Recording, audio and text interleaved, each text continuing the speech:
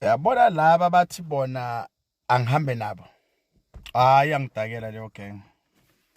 Bathiwa khona igenge engidakelayo basho leyo. Iyona genge engijwayela kabi ke leyo. Take right la. Ngizama ukuthi ngibonakala kusebusuku bakithi la. Laba bathi angihambe nabo. Hayi guys, ngenhlonipho enkulu futhi enoNkulunkulu phakathi niyangidakela. Kushuthi umthetho wenu nina nikhuluma lawo manyala lawo nifuna ukuthi nibe wonke abakayikhonjwa. Ningalaleli umuntu nje nekuzweni nina nje kuphela. Manithi asiye toilet siyokaka sikake. Manithi asishida. Manithi asidle. Manithi hlala phansi. Never. La umZulu, umSwati, umZulu, umSwati, uMpedi, umXhosa, umVenda, umSuthu, umTswana, umTsonga,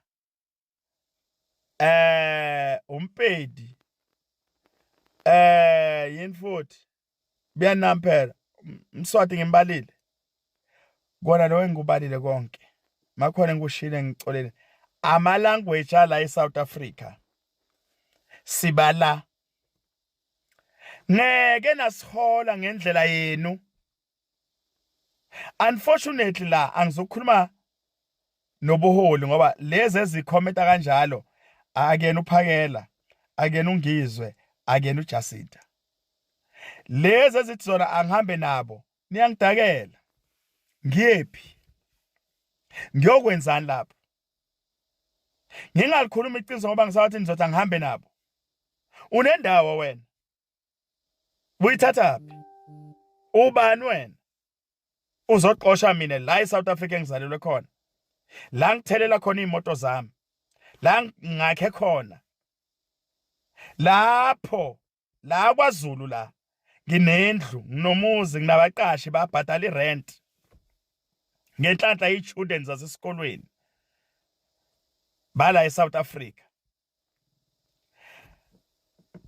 eRustenburg nginama room nginabaqashi basebenza emayini ukuthi bakuphi ke angikwazi kodwa nje ukusebenza emayini banayo imfanelo. Wena uzothi ngihambe ngiphi? Uyasangana la ekhanda wena. Uyagula umthetho wakho. Ngiyephi mina? Ngiyofuna la ngithuma khona. Awuhambi ngani ngoba una plan phela wena. Waye ungahambi wena. Hamba phela mafuna ukuhamba. Ana manje ubhizi uyahamba. Hamba phela. Azongidakela mina.